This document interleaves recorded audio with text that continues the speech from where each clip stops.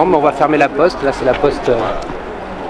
la poste rue Crimée, comme une vingtaine d'autres bureaux de poste qui vont être fermés en Paris dans un mois. Il faut empêcher ça parce que c'est notre bien commun, la poste.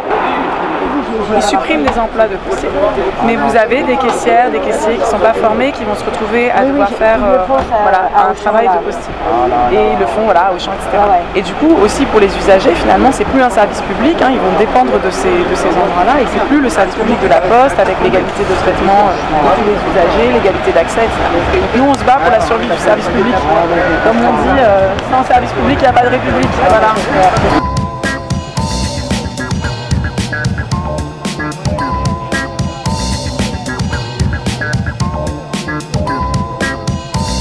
Moi, ce qui me frappe, c'est cet argument sur la modernisation.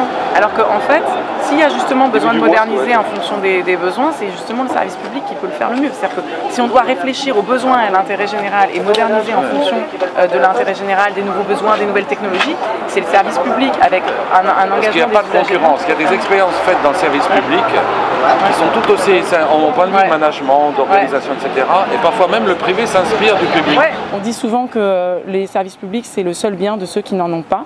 Et c'est pourquoi justement les enjeux à venir du 21e siècle, comme l'enjeu de la transition écologique, comme l'enjeu de la révolution numérique, sont des enjeux que le service public doit pouvoir prendre en charge. Et il faut justement penser non seulement la défense des services publics contre les attaques qui lui sont faites, le refus des traités et des directives libérales de mise en concurrence au niveau de l'Union européenne. Non seulement il faut refuser ces attaques-là, mais en plus il faut promouvoir le développement d'un service public solidaire, d'un service public de proximité sur l'ensemble du territoire et d'un service public du 21e siècle dans lequel sont impliqués les usagers en toute transparence.